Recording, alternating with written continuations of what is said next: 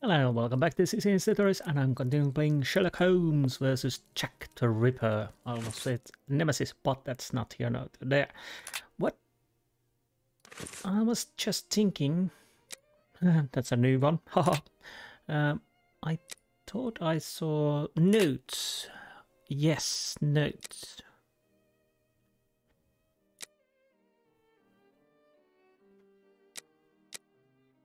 I might as well.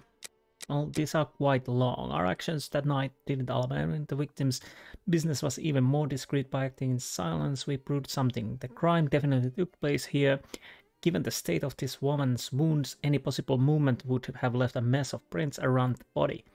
There weren't any, but the victim and her murderer were able to come here without making noise, searching a quiet location. Subsequently, the murderer was then able to be committed without least crime.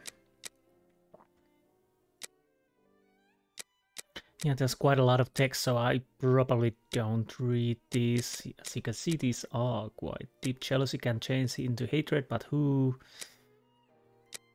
Black magic, I'm not terribly interested in the occult sciences, and I could not link Polly Nichols' suffering to a secret cult or a satanic ceremony, or don't know what. Let's give the benefit of the doubt to this motive for the moment, as thorough police investigation will either confirm or invalidate it. Furthermore, I know that the body has great symbolic value in the mind of a certain people and can be considered as mystical or magical depending on the beliefs, and the Christian religion is no exception, but yet again I am no expert in the matter. Yes, these are what about Chapman? Anything? Two vertical palings are stained with blood. One of two situated not far from the head. The blood is 12 inches from the ground. The victim was certainly lying down when she had her throat slit, but was still alive.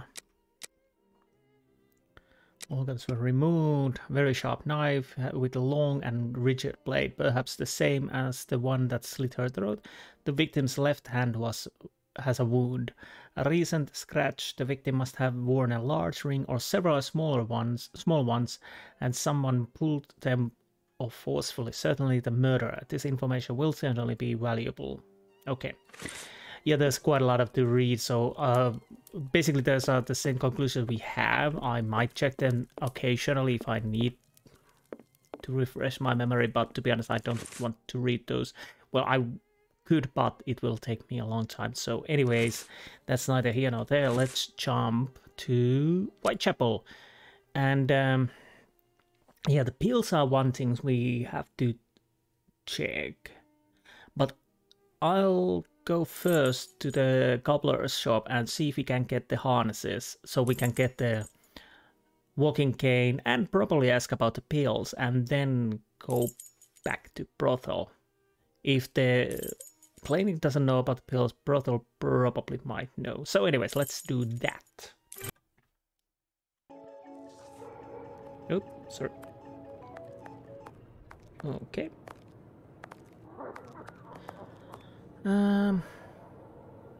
You okay there, madam? I have nothing to ask. Hopefully you are okay. Hopefully you don't die. Oh, hello there, good sir. Good evening, Mr. Solomonovich. Good evening, Doctor. What a pleasure to see you again. Definitely. About Paiser. Tell me, did John Paiser turn himself in to the police? Things unfolded as they should. Look in the newspaper, the Daily News from today. Apparently, I'm guessing it went okay-ish, because if not, he probably would be angry towards us. Harness. Have you finished converting the harnesses? Yes, just now. I got a little behind because of all the commotion. Commotion? What commotion? Commotion? Don't you start. 3 days ago, the very afternoon that you passed by, there was a chase throughout the neighborhood. Hundreds of people were chasing one man, claiming he was responsible for the murders these last few days. Schmonz! It was awful. I hope those maniacs didn't catch him. Better the police should. Yeah, that could end up badly. Goodbye. Farewell, Isaac. Goodbye, Doctor. Okay. This I will read. The Whitechapel murders. There is a good reason why, without prejudice to the case of the man who is now in custody, the public acceptance of the maniacal theory should be endorsed and encouraged. There is positive danger in the growth of any other opinion at the present in Whitechapel. As we have said, the mutilation of bodies, excepting in rare cases to further the murderer's chances of safety, is foreign to the English style in crime. Yes, there's a style. English style and foreigner style and whatnot. There is a disposition at once, therefore, to set down such atrocities to the credit of some ill-bred and ill-nourished foreigner from the lowest dens of vice in Europe. So in Whitechapel, there was a rising murmur of ugly foreboding for some of the foreign element there. Sheer rumor of the silliest kind was beginning to take an odious precision, and there was a rising in the East End at Judenheld more abhorrent than that which abroad is due to the religious fanaticism. To hate the Jew for his religion, to call him misbeliever, cutthroat dog, and spit upon his Jewish gabardine, even metaphorically, is bad enough, but to call him a leather apron and to imply thereby his readiness to murder women and practice anatomy with his knife upon them is the refinement of cruelty. There was reason to fear till yesterday that the tendency towards thus insulting Jews of Whitechapel was growing, amid the embarrassing perplexity as to the origin of the murders. The police have discouraged this line of suspicion by acting momentarily upon it, and then proving that by their release of the Jew whom they arrested, that there was no doubt of his innocence. For the happy result, we may look lightly upon the apparently ludicrous error of the arrest. Paiser, the man arrested, was found sitting quietly at the home, totally undisturbed by any panic or bloodthirsty demand for that mythical personage, Leather Apron. He is said to be a poor sickly man whom it was not possible to associate with the assassin now so eagerly wanted, and the report seems to have found what the police might easily also have learned, that he had not left his house since Thursday last. Paiser, however, will probably not regret his short detention if it has finally put stop to these anti-Jewish suspicions. The inquest on the body of Annie Chapman was opened yesterday, but without throwing any new light on the murder. As a result of the investigation of the police into the circumstances attending the murder of Annie Chapman at Whitechapel, several men were arrested yesterday on suspicion. The arrests which were considered to be most important were those of a Polish Jew named Paiser near the scene of the crime, and of a man named Pigot at Gravesend. Paiser was released last evening, but Pigot, being considered to be insane, is to be detained under observation. Okay, so that's good to know. We've dealt with that.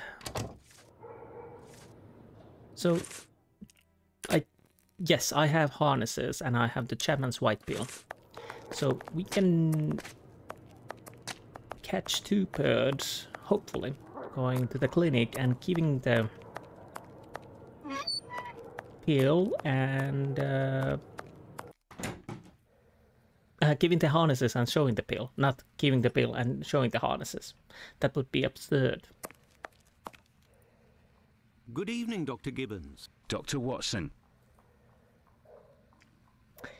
Okay. Did you keep the cane we spoke of last time? I was going to sell it tomorrow, would you believe, having not heard word. Okay, I probably have to activate the harnesses from the inventory. Formalin. Do you have any formalin here? No, definitely not. They have it in university hospitals to conserve anatomical specimens in jars. But in a little clinic like mine, we don't keep anything but bad memories. Okay. Well, fine. Farewell, Doctor. Goodbye, Dr. Watson. Can I use the inventory? I must retrieve Sickert's cane at all costs. Yes, yes, yes. Yes, Doctor? Here are the harnesses. Here are your harnesses, Doctor. They are top quality, I'd say. definitely worth the price of this walking stick. Here, it's yours. Honestly, the doctor looks a little bit sickly, but he probably does a long day. Well, farewell, Doctor. Goodbye, Dr. Watson. Can I show you the I must go to Miss Bella's. Yes. Soon, Watson. Don't be hasty. Let's show the white pill. Yes, Doctor? Do you know about anything about these? Could you tell me what type of pill this is? Yes, we have those here. It's not really a medication. We give them to patients with chronic respiratory conditions like tuberculosis. Interesting. So, Annie Chapman? Did you have a patient by the name of Annie Chapman, the woman killed 3 days ago? Indeed. She came in the morning of her death. Poor woman. Did you give her these pills? Yes, now that I think of it. She actually came in twice. The first time I gave her an almost empty container without making her pay. She came back during the day and said she dropped the container and stepped on the pills. She wanted to know if I could give her more again without paying. I refused. After she left, a patient who was there told me that he lives at the same place and confided that she had been lying. He saw the pills fall in the tenement's communal kitchen, but the woman immediately wrapped them up in a piece of paper. Where did this paper come from? According to this man, she'd found it near the chimney in the kitchen. Anyone could have thrown that paper there. That envelope can't have anything to do with the murder. Pardon, Doctor? Nothing. I was just talking to myself. Yeah, the paper could be nothing of importance. Well, farewell, Doctor. Goodbye, Dr. Watson. I must go to Miss Bella's. Okay, let's go to Miss Bella's. You're a hasty one, aren't you?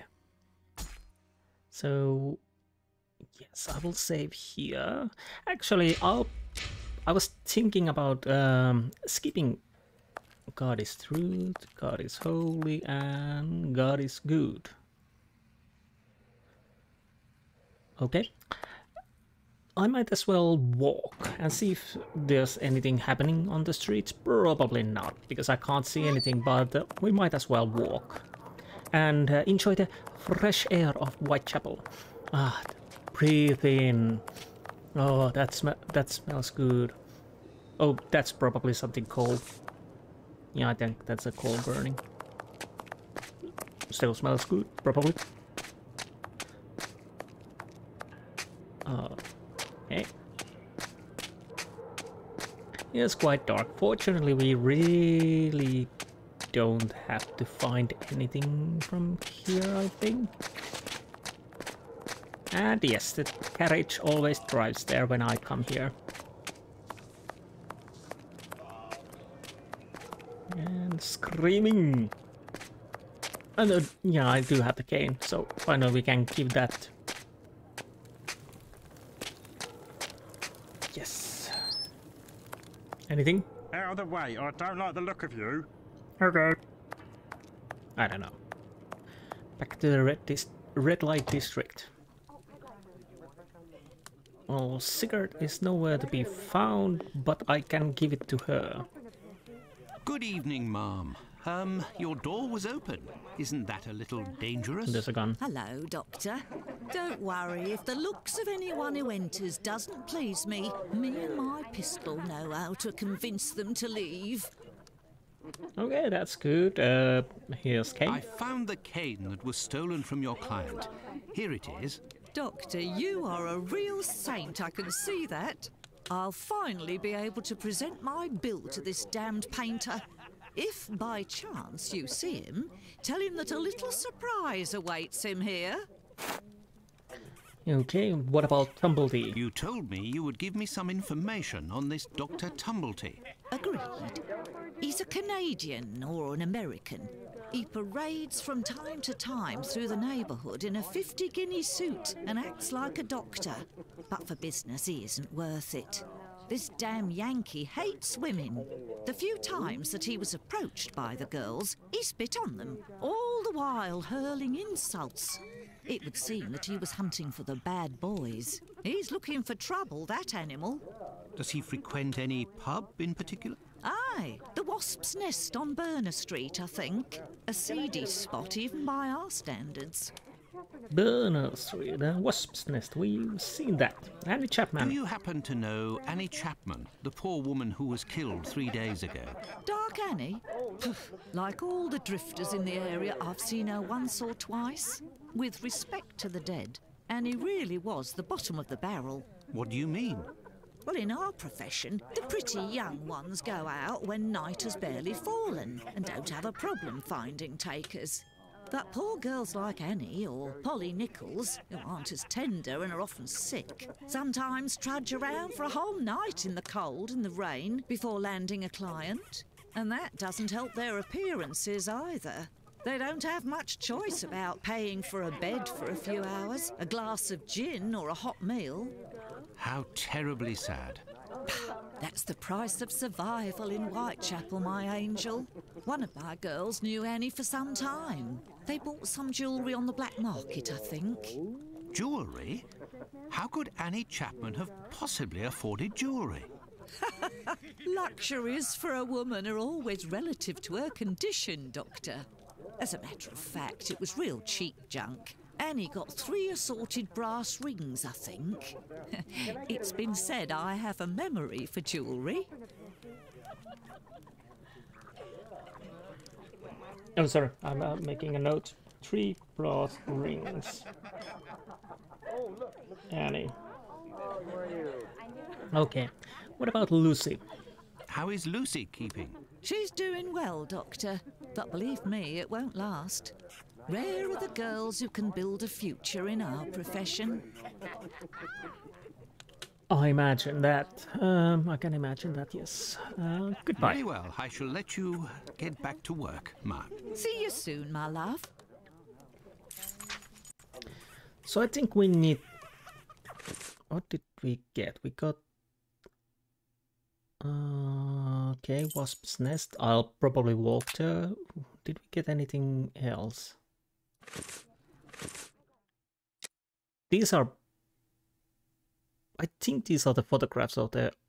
real photographs of the bodies. Seems like it. Maybe nothing, maybe... What about conclusions? Oh! I totally forgot that we have these, because I was on the wrong page. So we can add Annie Chapman's rings were worthless, okay. The murder stole Chapman rings, murder says Chapman killer must be right-handed, okay.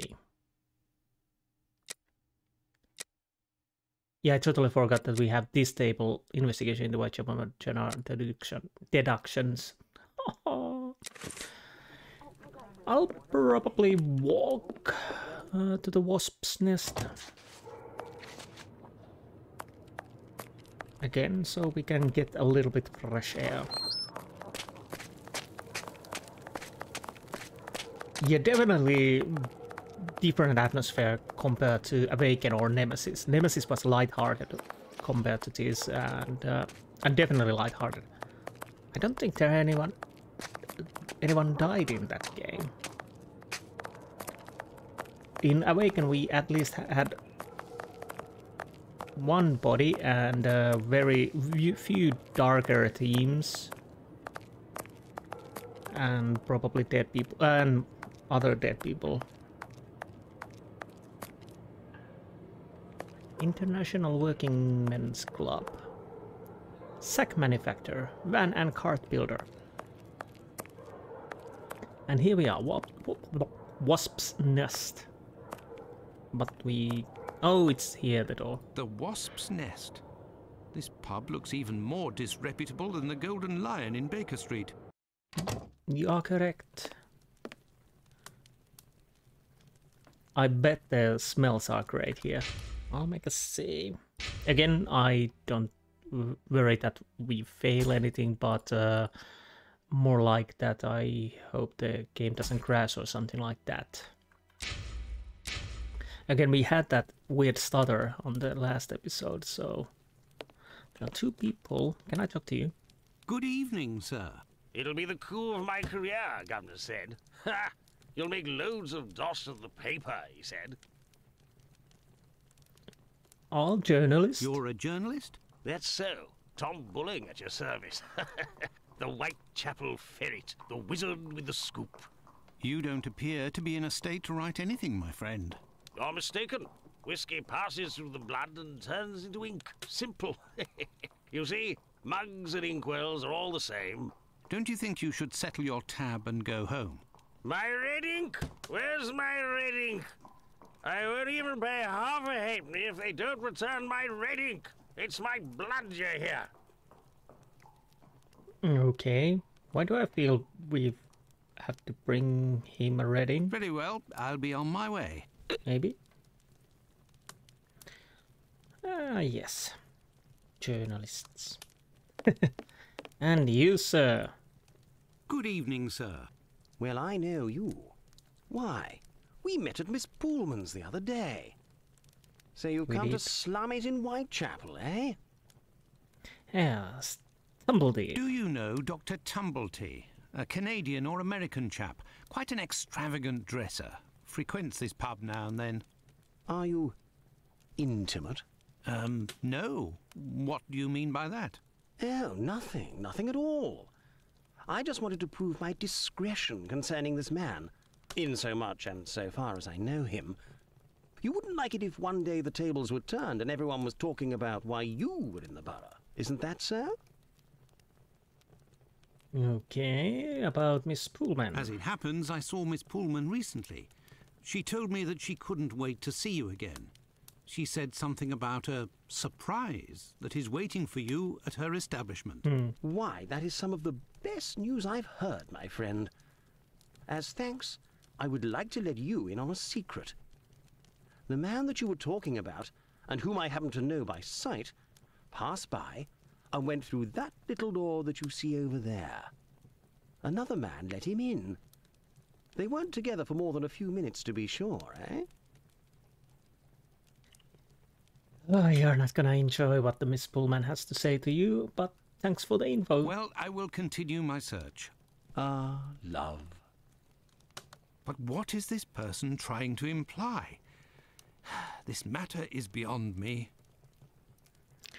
Oh, Watson. Oh, Watson. Oh, Watson. Not always on the know. Anyways, Oi, what'll it be to drink, Gav? apparently nothing. Greetings, my good man. Could I have a pint? Are you sure you want to drink in here? I would take something more sturdier to kill the bacteria. Here, Gov. Bacteria.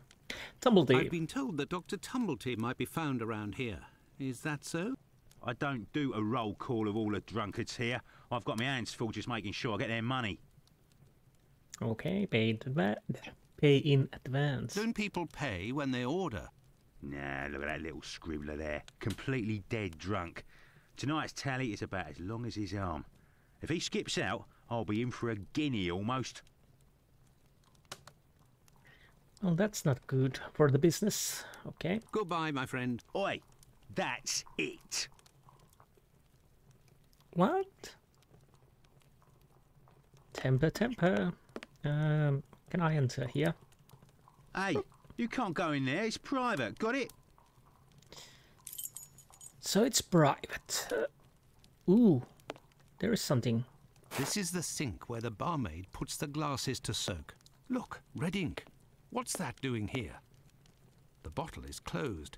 There must still be some ink inside, and it looks like a glass. The barmaid must have put ink into the sink by mistake.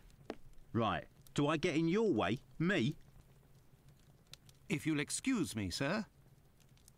Okay, so we have the red ink. Like I said, we probably need to find it for him. Unfortunately, we were lucky there. I just saw the hand sign. Anyways, let's give the red ink to this journalist. You're the best. The boss told me. My red ink. Well, where's she be? Here you are. I found your red ink, my friend.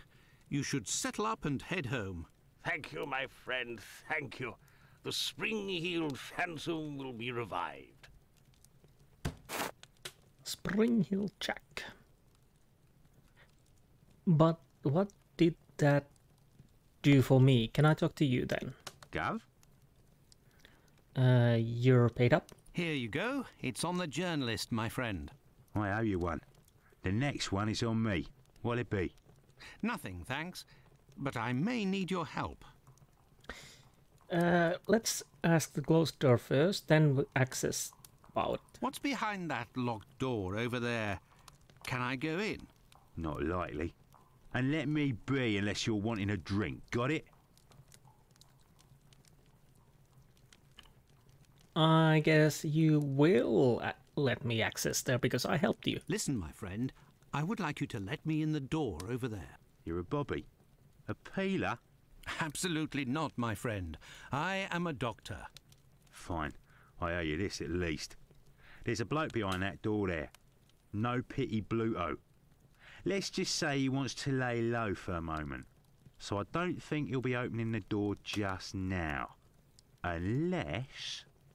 Tell him you have word from Squibby. That'll open the door. But who can say what'll happen when the door closes? Thanks for the tip, mate. Goodbye, my friend. Oi, that's it.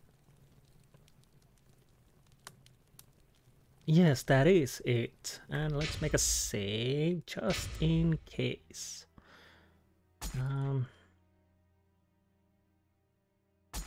Yes. I think it made a save. Yes, definitely. Let's check those paintings before we go. The world's best stout wheat breads. Tenant Lager. Ooh, two good boys. Mog's Head. Mog's Head brand. Okay. Bess and Genus. Okay. Viv Castle Breweries on time. Brewers. Meisters. More tenement. Tenement? Yes, tenement. I think I said tenant, but tenement. Cursed Mermaid Pub. That's one from the Awaken. Oh, there's some smoke hanging about. Makes sense. Makes sense. Yes, definitely a seedy bar. I'll probably take a screenshot. Yes. Anyways, let's enter. Let me in. I have news from Squibby. But stay calm. And carry on. And who are you? Where's Squibby? He's out. To be honest, I don't actually know this Squibby chap. I was actually wondering if you knew Dr. Tumblety, a Canadian or American fellow. He came in... Sure we know him. Excellent. Can you... You know about gas? I'm afraid not. I am a doctor. Then I ain't interested. You can be leaving now. But if I find out who snitched to the peelers, I'll find you. Got it? But I can pay you for... Keep your coins for the paupers, or one of the gas boys who ain't afraid of nothing and knows how to hold his tongue. You bring him to me. I'll meet with you.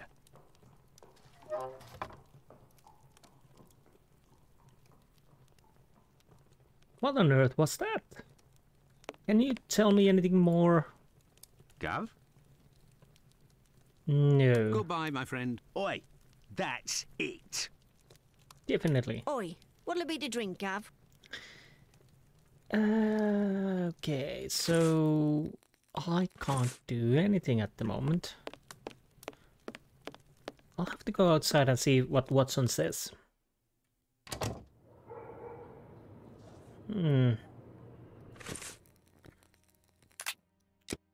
Keep your coins for the paupers or the one of the Gaspers who ain't afraid of nothing. Okay, I'll check one thing. I'll try enter again and see how it goes.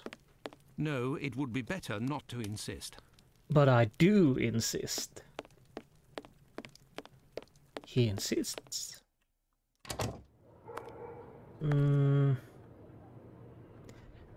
I could go and talk with Finley, and if that doesn't work, I could try and talk with the... Those are the names for the street, I think. Finley, and if that doesn't work, I'll go and talk with police.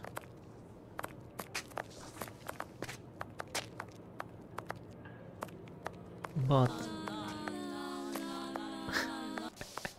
Hmm. Okay, hello Finley. There is a strong smell of gas. It seems to be coming from the abandoned building.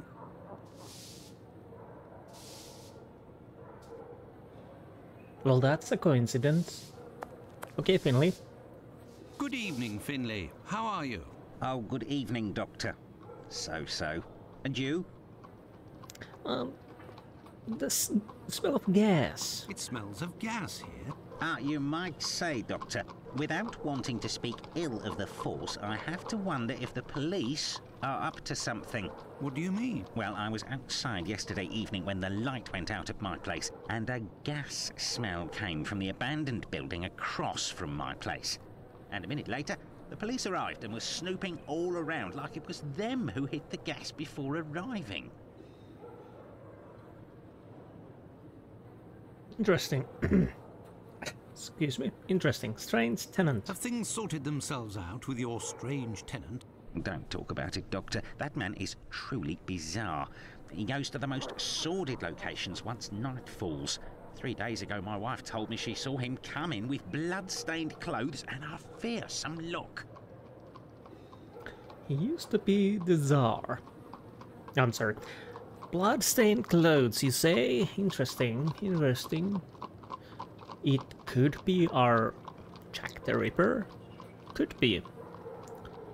Could you give me a description? Interesting. What does he look like, and how old is he? Oh, he's my age, give or take, so the other side of 50. He's always dressed in a striking manner, with an American hat. He's big, close to 5'11", I'd say. He has a strange voice, not just his accent, see, his voice. Definitely could point toward Jack the Ripper. Very well. Goodbye for now, Finley. Goodbye, Doctor. Now then, let's go to the police station. Okay. Can I check that?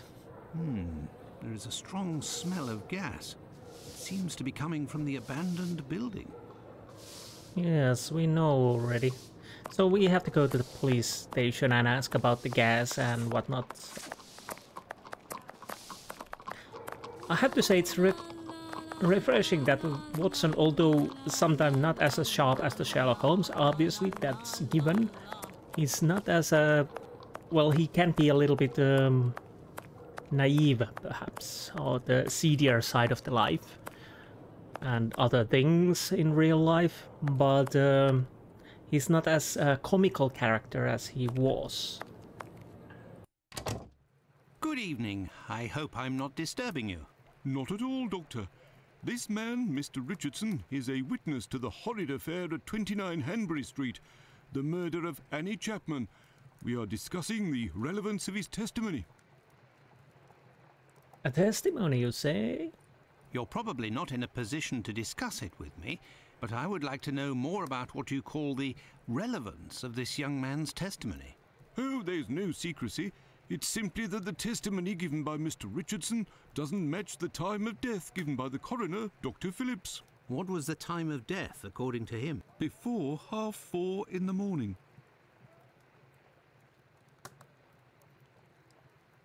Before 4:30. It should be okay. What about other witnesses? My conclusions were the same. Were there any other conflicting testimonies? Well, 2 other witnesses summoned at the preliminary inquest gave testimony, but in these cases too, the times don't match. Do you remember what it was they said? I didn't question them myself. A colleague of mine took down their statements on paper, but on deciding they were of little use, he tore them up and threw them in the bin. There's no point in being bogged down with useless paperwork. That doesn't sound really a good idea anyways. I will take my leave, Humphreys. Goodbye, Doctor. So am I understanding this correctly and I can't ask about the gas? Excuse me, Doctor, but I must...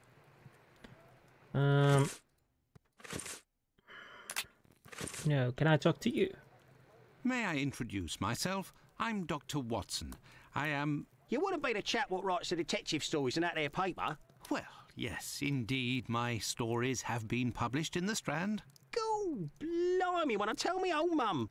It would seem your testimony is the subject of some debate. Could you tell me what it was about? They'll be telling I'm a bit befuddled about the times that I told them. But it can't be so. I knows what I sees and what I don't sees that morning. What did you see, or what didn't you see? And at what time, would you say? I'll tell you this for nothing. It's me old mum who lives at the house where the body was found out back in the garden. She has her shop at the bottom to the right of the stairs. Her door was broken down not too far back because it's a real zoo it is. Right, the morning it happened, I head that way to see if me old mum has finally had the place broken into. It was 4:45 when I got there. That I'll swear on me dear old mum's life. I had a look round to see if the cellar had been taken. No. I had a little sit down on the stairs by the courtyard because me shoes were causing me no end of pain and I had a cut and all. I didn't seize a single thing below the steps, Doctor, not one single thing. If there was some bird all covered in blood, tain't no how I could have missed that, even if it were night time. Right, 5 minutes after getting to number 29, I had to clip off. And now they tells me that either I can't tell time no more, or I was fixing me loafer next to a stiff that was still steaming.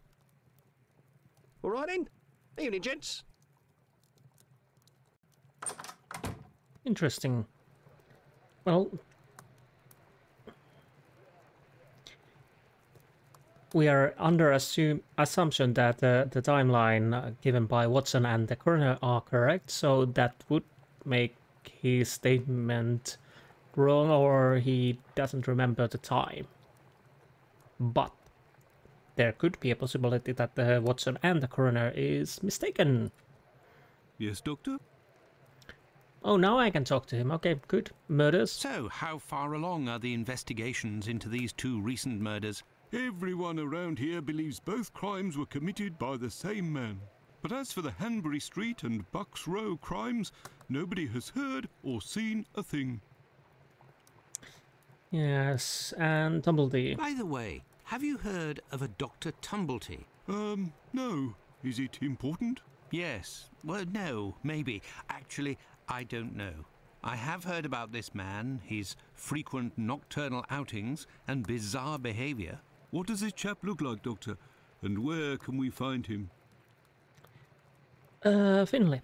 The last I heard was that he was staying at Finley's place, the man who was looking for me a few days ago. It would greatly assist us if you could ask Finley what your strange associate looks like. We could then see if the description matches any witness accounts. I can give you that not right now. Tumblety is a man around 5'11", about 55 years old, extravagantly dressed and with a rather distinctive voice. He boards at Finley's. You should know where that is, as the police were there only yesterday. Their arrival coincided with a strange gas leak. Ah, yes, I know where you mean. Indeed, there was an odd affair with the gas. It was rather unsettling. We were searching for a well-known scoundrel who was ratted out by Squibby, the chap we followed and saved from the pack a few days ago. This thug, no pity Bluto, must have been in the abandoned building in question. But there was no sign of him when we arrived. Furthermore, an inspector said that, given the smell, the thingamabob that supplies gas to the building was probably damaged. So we took no risks and were called away somewhere else. Okay, that's quite a lot of info. I will take my leave, Humphreys. Goodbye, Doctor. That was weird cut. I didn't actually press any buttons. I'm interested. Yes, I was thinking, can I get those papers? Here are the ripped statements. I can piece them together again. Yes, you can. So that's definitely a corner. I don't know if I put... Yeah, probably like here. That's an upper corner then. Let's go with the corners first. Okay, there are more than... Interesting. So we have more papers than one. Okay, okay. So my plan does not work like that then.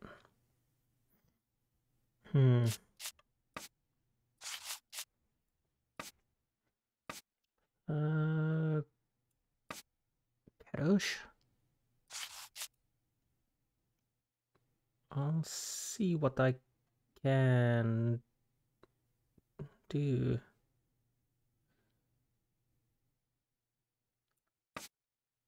So I'm guessing there has to be two papers here.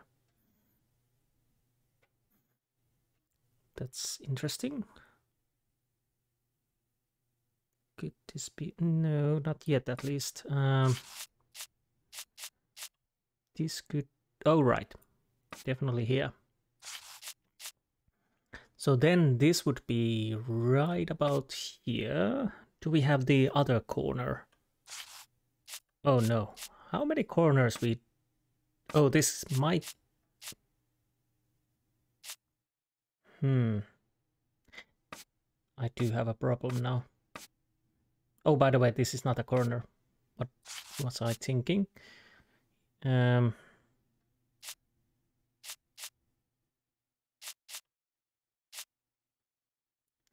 Okay, let's try with... Oh, okay, I can see now. This goes here.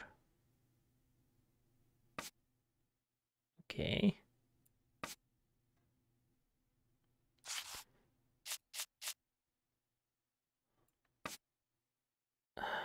Okay, we need... Oh, right. Oh, no, no, no.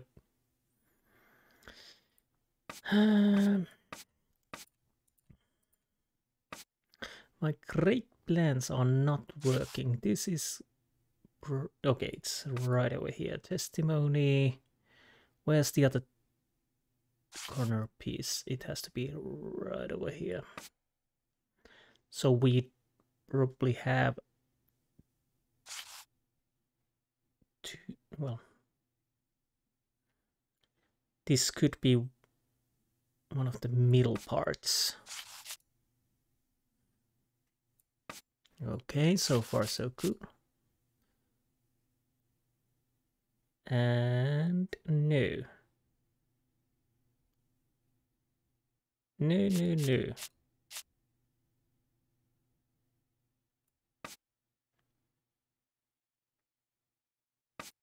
Well, it works right here. So there might be some holes, I'm thinking. No.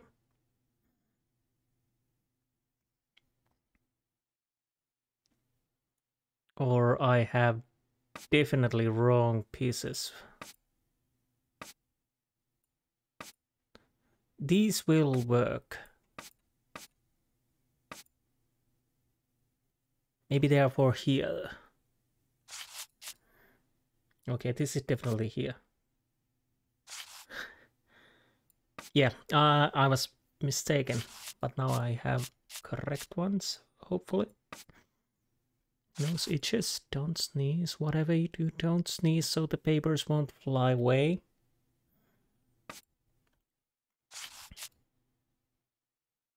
Okay.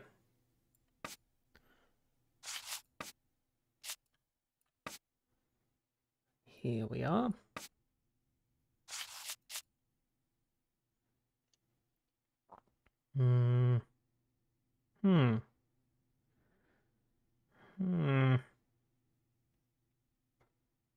Well, this is interesting. Oh, right. Okay.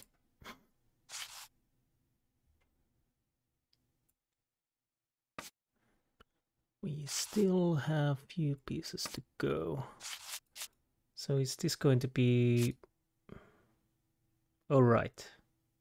No. I'll worry about those later.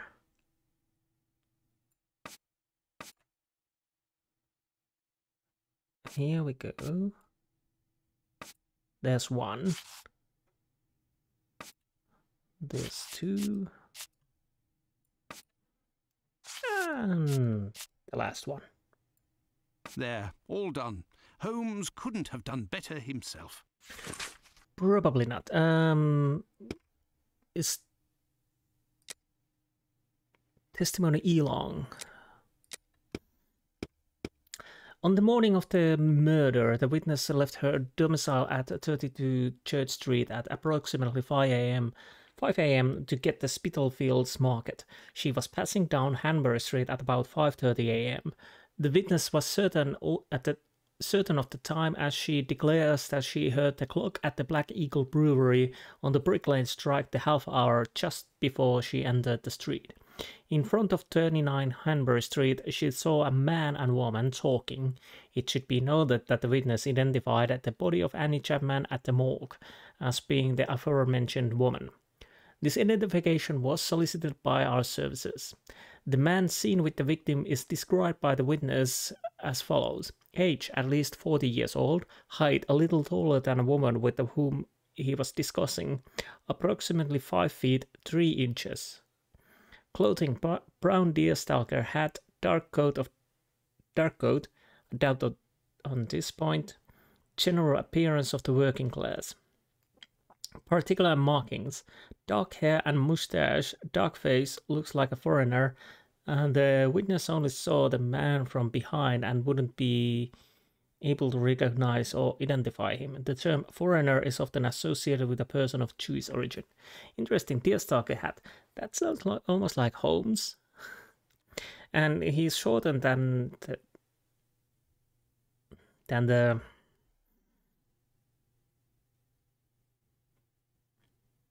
Canadian or American. Is this everything? I thought we got 2 papers.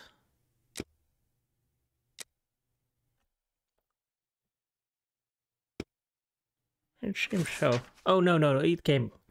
Testimony A. Kadosh. The witness resides at 27 Hanbury Street, the building adjoining number 29 of the same street, and the 2 respective backyards are separated by a wooden fence, tall and thin. On the morning of the murder, the witness got up at 5:15 a.m. and went into the yard where the latrine was. It was at 5:20 a.m. on going back into the house. The witness heard voices from behind the fence coming from number 29. The only word that he understood was no. He went into the building again, but returned to the yard approximately 4 minutes later, whereupon he heard a noise as if something fell against the fence. He then departed for work. When he passed in front of the Spitalfields Church, it was at approximately 5:32 a.m. Well, could be.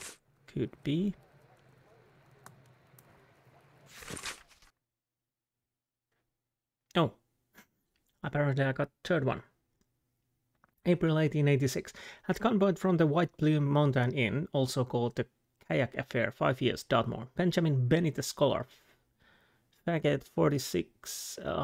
Houndsteds, falsifying bank records using false bank records. Misappropriation of funds to the detriment of Royal Bank of London, 8 years, Dartmoor. What do I read this? Benjamin Faggot is his name, obviously. Benny the Scholar. Jacob Levy, 30, Aldgate. Theft of a weight of meat from his employer, Hyman Sampson, butcher at 58 Goldstone Street, Whitechapel. 20 months, Essex County Asylum. Run obvious. Well, that's obvious. 26, address unknown, vagrancy, embezzlement, indecent assault, degradation of a religious building to the detriment of the authorities in charge of the Chichester Cathedral. City of London, lunatic asylum, indeterminate duration. James Longfoot Jim Noser, 20, Whitechapel. Okay. An old report on arrests that took place a few years earlier. Well, it would seem that I have all the information I need for my investigation. Anyway, this fellow Bluto at the Wasp's Nest is rather shady and doesn't look like he'll want to cooperate. I'd be better off returning to Baker Street. Holmes will certainly know what to do. And besides, I am worn out. So I guess we need to go back to the Baker Street. Although I'll go and check if it doesn't jump straight away to the Baker Street. I might... No. I might... go and check if I can talk with Finley and Wasp's Nest. But I'm guessing we have nothing to do there at the moment. I might as well check.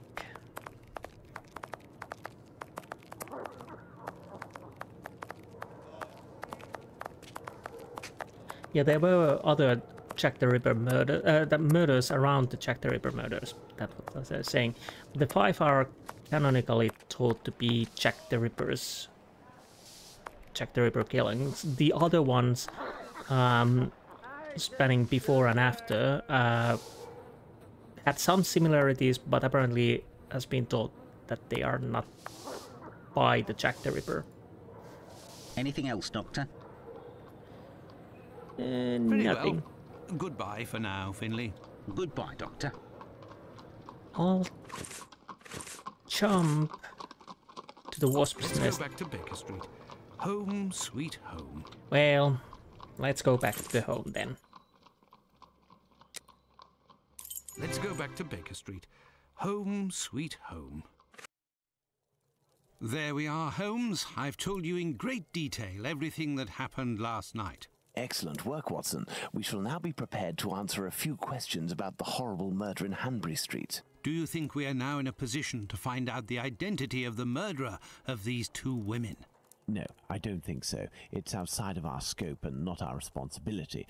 As much as you've done for Leather Apron and the affair with the pills, our mission is to help the police by ensuring that they don't get caught up following false leads and to point them in the right direction. Let us start from what we know with some certitude. As you have just said, it is almost certain that the same person killed the Bucks Row and Hanbury Street victims. The reason to assume as much are numerous, and I shan't elaborate here. What do these 2 victims have in common? Okay, before I answer, I'll go get something to drink. Be right back.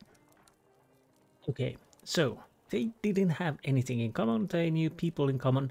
They had the same profession. Well, probably they knew people in common, but definitely they had the same profession.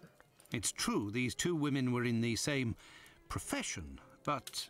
Indeed, Watson. These 2 women were both prostitutes. That is of vital importance, Watson.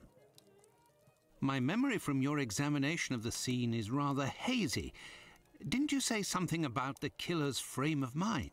I was talking about the victim's possessions that were placed on the ground and the rings missing from Annie Chapman's fingers. This killer is a cunning predator, comes from a rather humble background and shows steely self-control in carrying out the murders. Something is puzzling me, Holmes. Richardson's testimony contradicts the time of death given by Dr. Phillips, which also matches my own, 4:30 a.m. And yes, we shall confirm that, Watson, and attempt to determine the precise time of death. In order to do that, we will need to place everyone involved on a timeline. Only after that will we be able to place the knife symbolizing our killer. Let's look at our timeline, Watson. Okay, so what am I supposed to do? Oh, right, okay. I probably have to check this. Timeline. Determine exit time of Annie Chapman's murder in hundreds. Estimate of the time of death according to Dr. Watson and Phillips 4:30.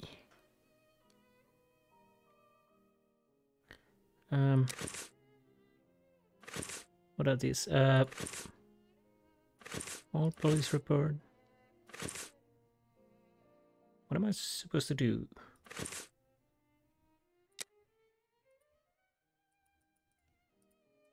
Okay.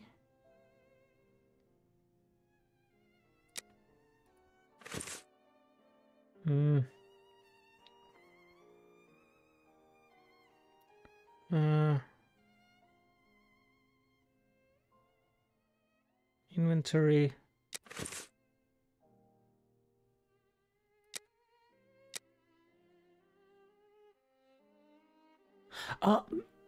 Okay, use this document as proof. Okay. Do I do the same thing for this? Okay.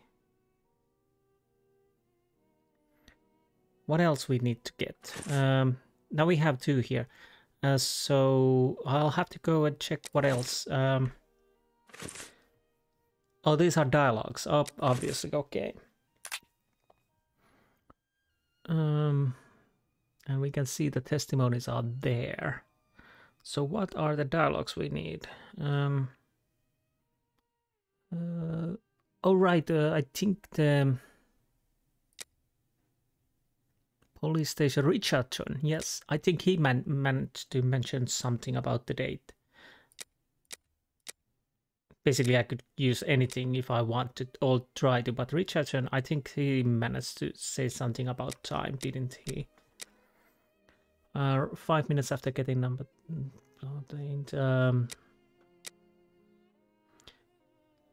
Then I missed it. It was night time. Okay, I'll. Where's the time? Where's the time?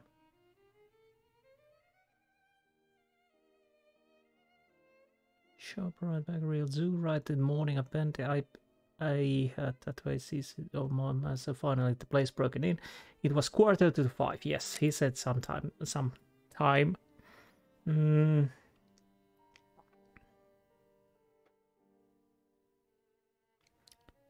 What else?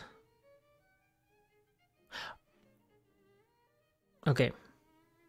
Oh, Richardson is compromised of 2. Okay, okay. So how do we do this? Okay. Do I put... Let's put the time of death as assessed by Dr. Phillips on the timeline.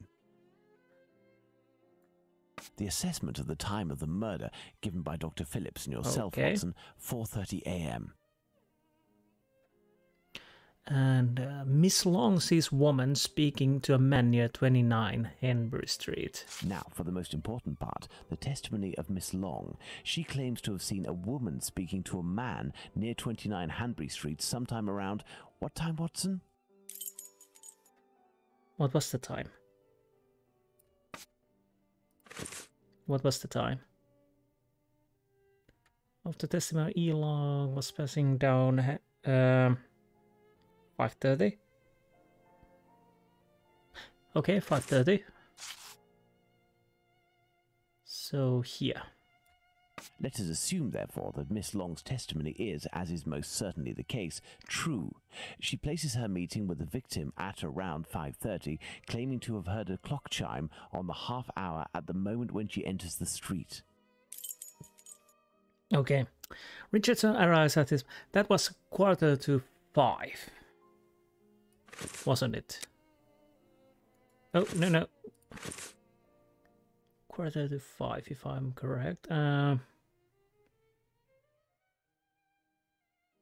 Where's the time? House found back.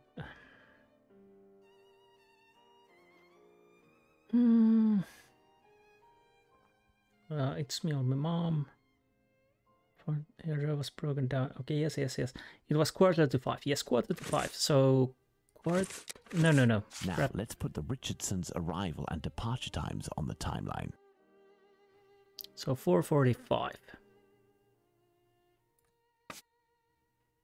Yes. And leaves... What was the time?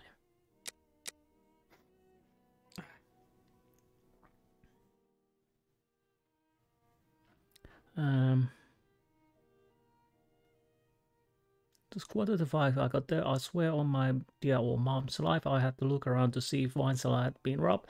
No, I had little sit down on the stairs by the courtyard because my shoes were causing me no end of pain. If there was some dame all covered blood, they know how I could have missed it, even if it was a night time. Right, 5 minutes after getting to number 29, I had to clip off. So 4:50 he left. Now, let's put the Richardsons' arrival and departure times on the timeline. I'm doing 4:50 because he said he was in 5 minutes. Despite the great respect I have for Dr. Phillips and the value I place on our friendship, my deepest conviction is that both of you are mistaken and that Richardson is in the right and that these two testimonies put down in writing have real worth. But how? Explain yourself, Holmes.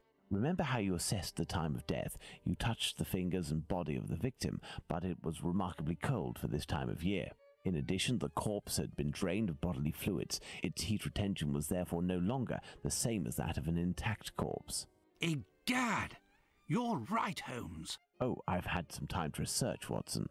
Given these facts, my first diagnosis may have been off by half an hour, perhaps even an hour. Thus, we can confirm Richardson's statement and establish that the murder was committed after 4:50 a.m. and not before 4:30 a.m. Okay. Kadosh, Mr. Kadosh is in his garden for a few minutes, then goes back in here. He hears voices. On the morning of the murder, the witness got up at 5:15 a.m. and went into the yard where the latrine was. It was then 5:20 a.m. On going back into the house, the witness heard voices. So 5:20?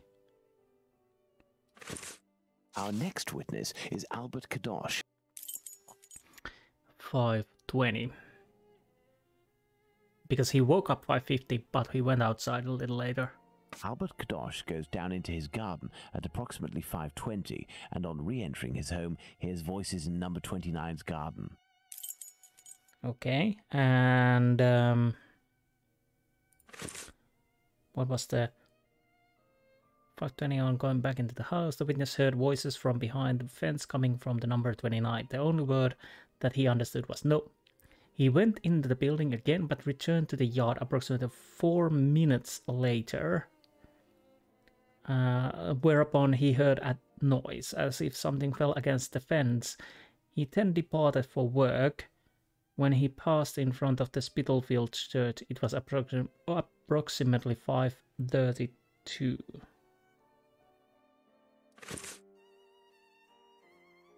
So let's place this symbol that represents Kadosh on the timeline. Either we put it 5:34. Kadosh goes back down into his garden approximately 4 minutes after having left it, and hears the sound of an impact against the wooden fence. Okay, I didn't realize that was. I thought, yeah. So leaves his place to get work. That was. He has to be what? He passed in front of the Spitalfield church. It was approximately 5:32.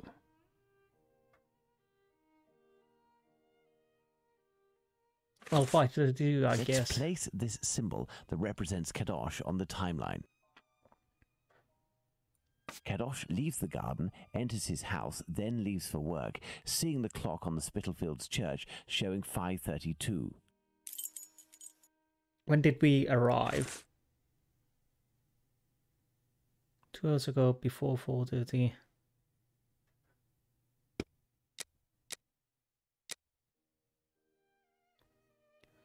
I would say the murder was committed over 2 hours ago, before 4:30.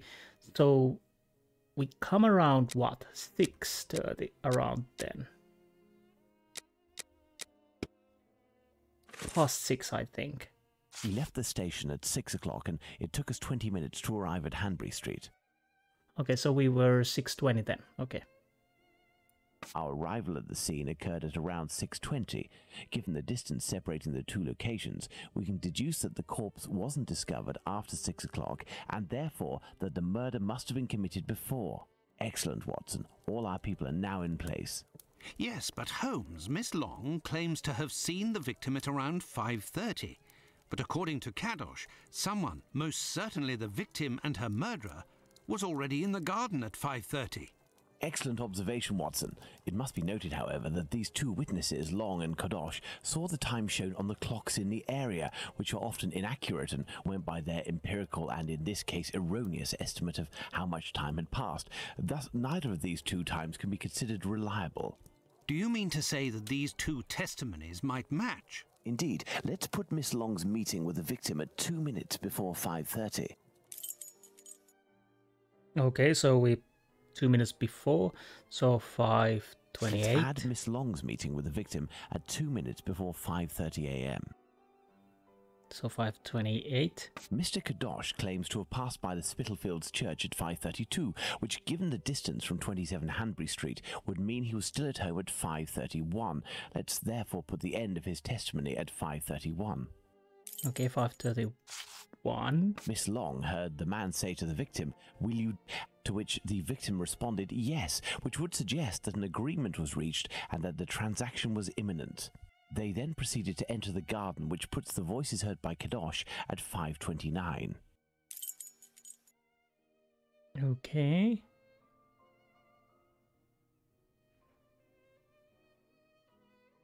So what now?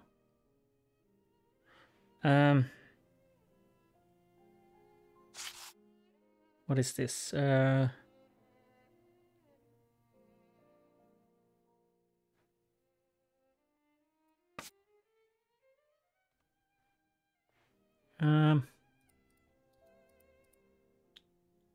Sherlock, Kadosh, Richardson. Do I need to move this?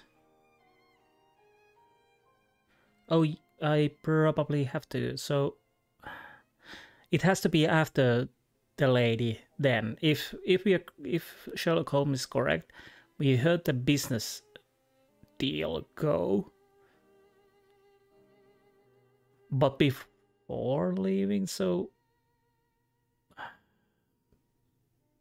we had thought that Kadosh had left 27 Hanbury Street at 5:31 after having heard an impact against the fence. Thus, 2 minutes passed between the moment when Kadosh entered the house after having been in the garden the first time and the moment when he returns to go out again and leave for work. How long did he estimate this interval to be?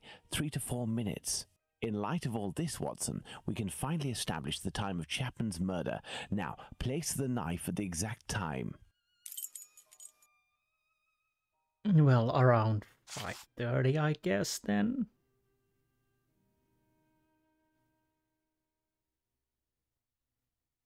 Where's the... yeah. Now then, taking into account that the local clock isn't exact and that a young man was off by a minute or two in his estimations of his comings and goings, we can confirm Miss Long's testimony and place the time of the crime at approximately 5:30. But in that case, Holmes, the man that Miss Long saw is none other than... That's right, Watson. It was the Whitechapel killer. To think that Miss Long and Kadosh were only a few feet away from him. Indeed, Watson. Had Miss Long passed just a little closer to the victim and her assassin, or had the young Kadosh popped his head over the fence out of curiosity, the killer would most certainly already be behind bars. That's some stroke of luck he had there. I couldn't agree more, Watson. But his luck didn't end there, given the mutilations inflicted upon this poor woman. What must be considered above all is the killer's obvious wish to remove one and only one specific organ.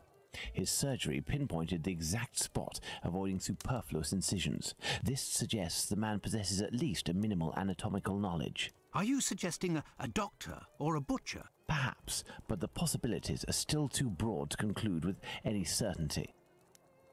Now for the motive. Despite my almost complete lack of practical experience on the subject, I have a rather precise idea of the usefulness of a uterus and a vagina. Nonetheless, once they are separated from their usual envelope, I am more circumspect as to the uses one can make of them.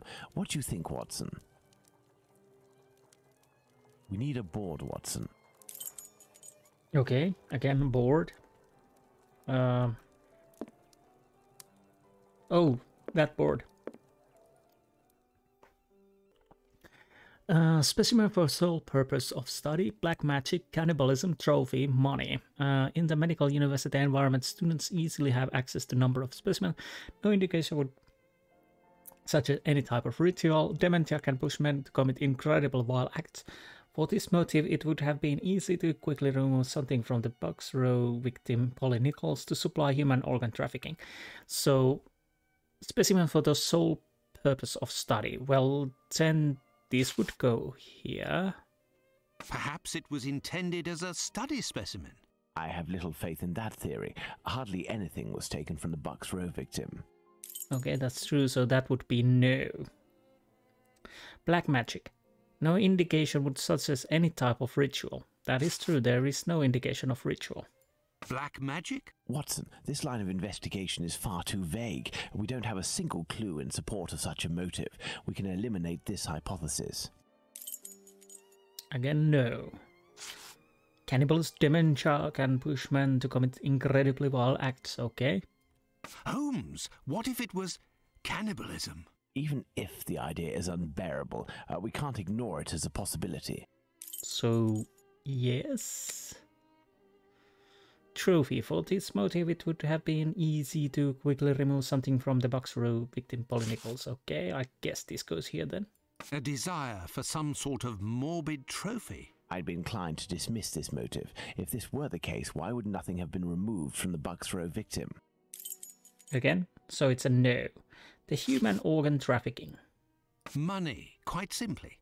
Even if this motive seems incongruous, we're in no position to deny or affirm it until we know whether a market for human organs exists. So, yes? Elementary. What emerges from these possible motives for having removed the uterus from the second victim is that they implied that the killer could have carried out the same thing on the Bucks Row victim, yet didn't. This brings us to a terrible conclusion. Our killer has evolved in the space of only a few days, and if that's the case, had he already struck before the first murder to which we attribute him? And if the killer strikes again, what atrocity awaits his next victim? We have to stop him, Holmes. We shall do our best. This recent business of jars filled with formalin and of the American doctor might be a lead. Watson, inquire among medical circles to ascertain if there is a black market for human organs. The chances are slim, but this must be pursued. Very well.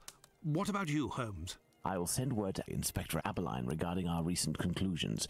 I should also like to become a gas man and pay a visit to Bluto at the Wasp's Nest. Okay. Understood, Holmes. I think one of my old university colleagues who works at the London hospital will be able to help me.